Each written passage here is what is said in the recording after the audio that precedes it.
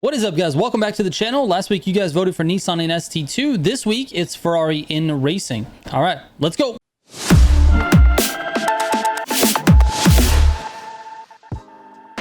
Before we get into it, I just want to say thank you guys so much. Your input on this series has been tremendously helpful. There's a lot of brands and a lot of categories in this game, and so to start with one or the other or select one every single week is just difficult for me to do. So I'd rather just poll you guys on my community post to see which cars you guys want me to test and to rank, basically. So anyways, this week it's Ferrari in the racing category. I'm excited to do this. There's not that many racing Ferraris, but let's take a look and see exactly what we've got in the store.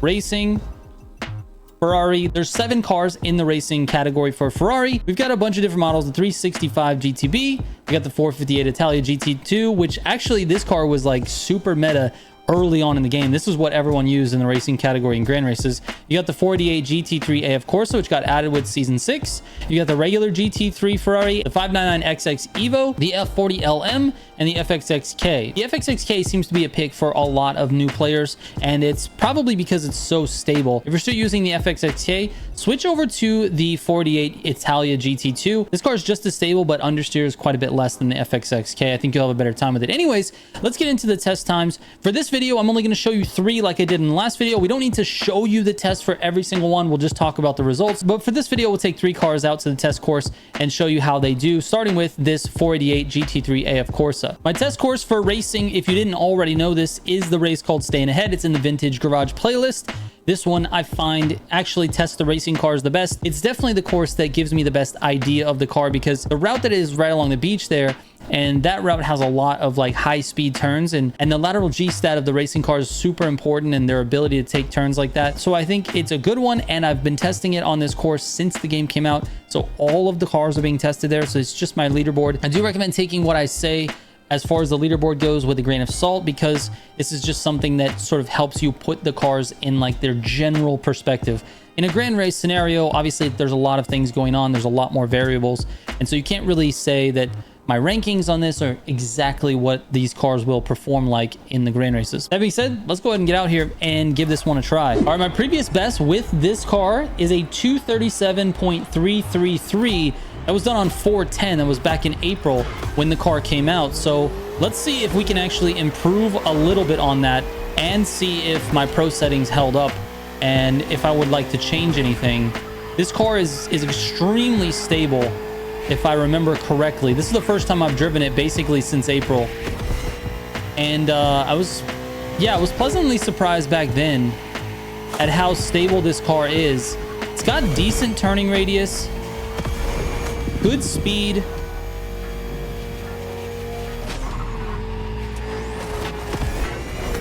All right, I try my best to not hit that sign on that gutter, but it is very difficult. It's just, this car is very responsive.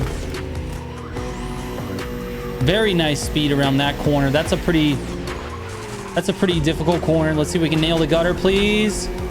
Oh, we got it, baby. This might be a one and done, unless I mess it up here.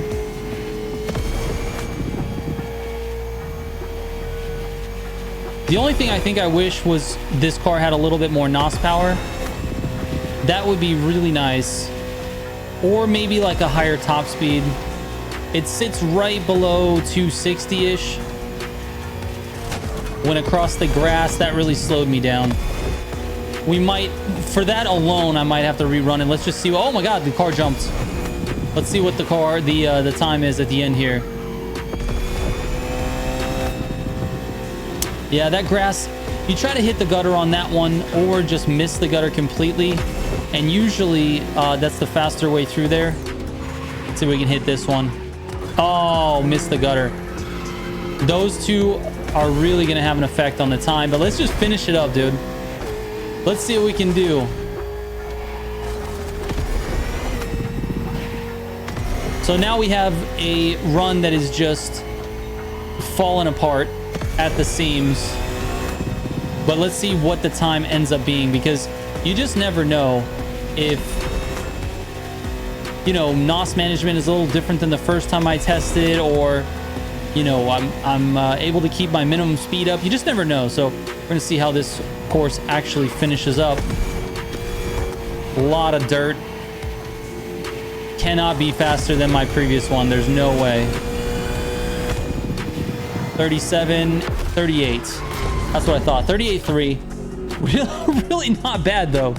Oh my gosh, only a second off my fastest time previously. So anyways, let's rerun it. Let's see if I can get a better time here. Here we go, round 2. I'm gonna put my concentration face on, and I will see you guys at the finish line. What do we got? 36.5, baby. 36.4. Let's go. Let's go, dude. That was almost a second faster than my fastest time. 37.3 was the previous best. 36.499. And honestly, I think I can optimize it even more. There was one gutter that I was trying to hit, and I missed it slightly. I was able to recover it, like, so I didn't lose a lot of traction. But I think I lost some time there. I think the 35 is on the table for me if I really grinded the track, but that's not how these times work. 36.499. I like it. Let's move on to the FXX K. All right, so my previous best time with the FXX K is at 236.2. We gotta beat that. Gotta beat it. It's got such good acceleration and traction, man. And it's one of the reasons why it understeers so much is because of its traction.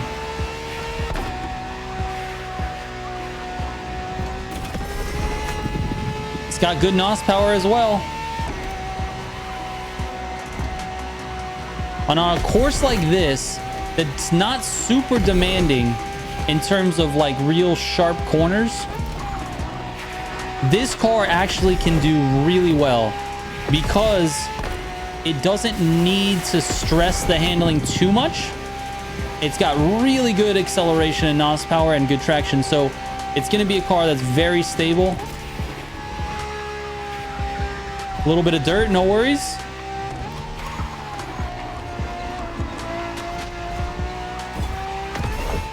All right, it wasn't the most perfect gutter there, but you know, it's gonna work.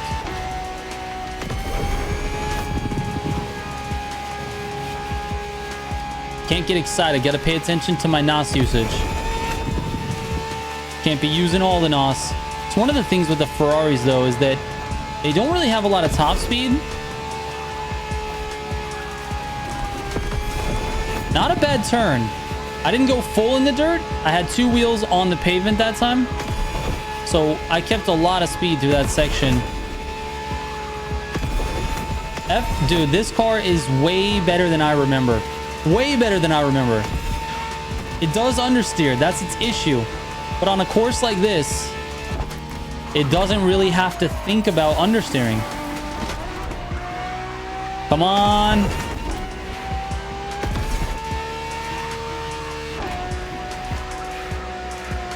That's a spot right there where it understeers quite a bit.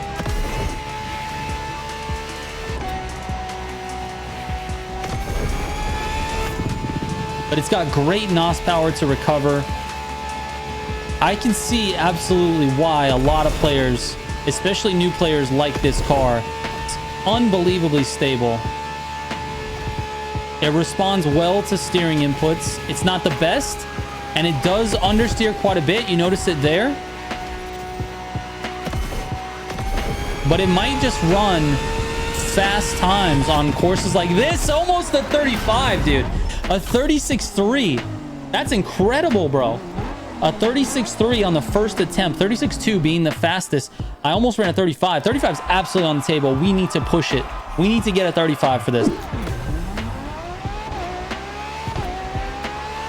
Again, concentration is enabled. See you at the finish line. Here we go, dude. What do we got? We're ahead. We're ahead by a lot. 35.5, baby. Whoo! 35.5. Where's that put me? Bro, the T50 runs a 35.8, dude. The T50 runs a 35.8. I just ran a 35.5. Oh my God. I knew that was possible. I knew it. All right, before we move on to the last one, which is the 458 Italia GT2, we need to talk about why this FXX K does so well in this course. Number one, the course doesn't really stress the car to be like super handling heavy, right? The course is pretty wide open. It's pretty top speed, but there are corners that do test this car. And in order to get this thing to turn, I've done a couple of things. Let's take a look at the pro settings real quick, because this is something that I think will benefit you guys in the long run. This car is tremendously grippy, and because of that, it has so much grip in the back of the car that the front of the car can't keep up, and it just walks wide on a lot of turns. So here's what I've done. I've moved the brake balance all the way to the rear. That'll help with understeer during braking. Then if we go to the aero, I've minus 10% on the load rear. This just makes the load a little bit lighter, doesn't have as much grip. It takes grip away from the back of the car, which causes more oversteer, and that's what you want. You don't want something that's uncontrollable to where the back end just slides out on you. You don't want that, but you want a little bit of looseness. Now in the suspension, I've done basically the same thing. I've increased the stiffness in the front because I want the front to be really grippy and I want the rear to be a little bit loose. So you've got plus 10, plus 15, and plus 7 on the rebound. Everything else is at 0. I'm leaving it the same. ARBs are stiff all the way around, and camber is minus 0.25 in the front, minus 0.20 in the rear. I still want to give it that extra camber, that extra grip, but I don't want to give it as much as the front. So everything I'm doing here is trying to provide more grip in the front and not as much in the rear. Even though the camber is at minus 20, you could probably put that down to 0 and you'd have a lot more slippiness in the back, but I don't want it to be too bad. I want this car to maintain its positive characteristics, which is its grip and stability. We don't want it to become unstable. So this is one of the few cars where I don't put full camber in the rear. There's not that many of those in this game. This happens to be one of them. So anyway, that's the tune. It's up on the site if you want to check it out. Let's move on to the 458 Italia. All right, the previous best time with this car is a 2:35.8. A 2:35.8. So let's see what we can do. Ooh, a little bit of a sluggish start. I didn't light the tires up, but I barely gripped in. So let's see what happens. Now the Ferrari, the FXX K just ran a 35.5, a 35.5. So we got to try to beat that with this car, and I think we're going to be able to do it.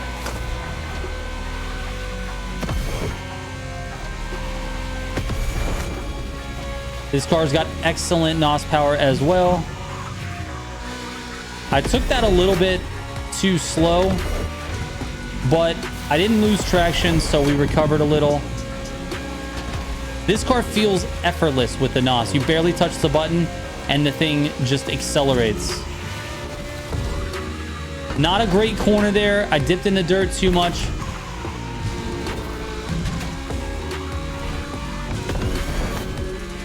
I did okay in the gutter. Not too bad, not too bad. All right, a lot of NOS usage there. I wanted to get up to 230, and I went a little bit overboard. It caused me to be a little bit more conservative on this straight. Let's see what happens here. Really not bad. Not like the fastest way to take it. I think I can improve there as well. Hit that little stick. Again, a minor improvement. All these little things, they add up in the end. All these little tenths. You lose tenths of a second here and there. You lose 1 mile per hour, 2 miles per hour here and there. And it adds up at the end of the race. This car has tremendous braking, but I underbraked that corner because I thought I was going into it too slow.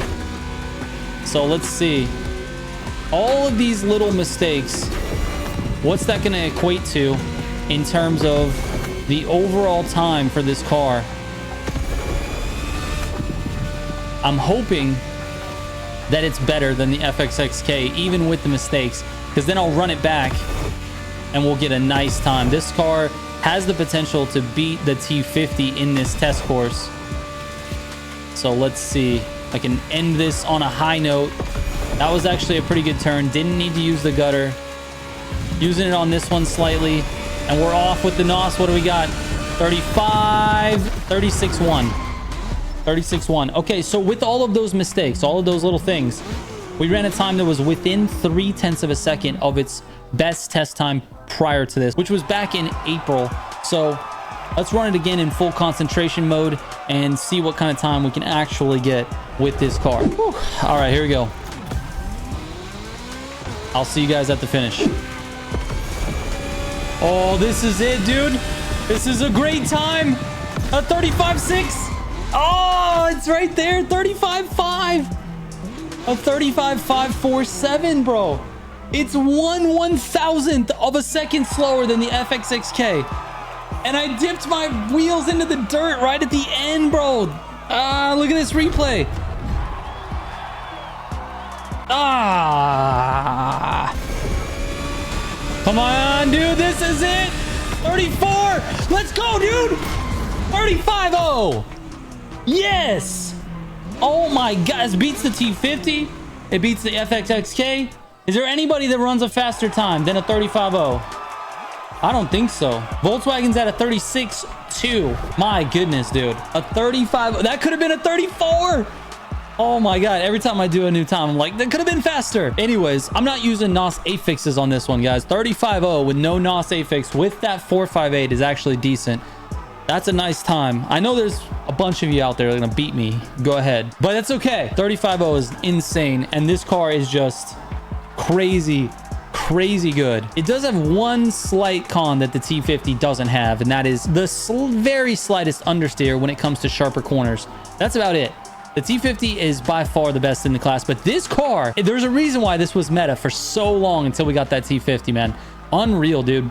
An unreal car. Anyways, let's take a look at all of the Ferraris here. There's a few that I didn't mention, 4 of them, in fact. All right, so for Ferrari, we've got the 458 Italia GT2, the FXX K, the 488 GT3 AF Corse, and then the 488 GT3.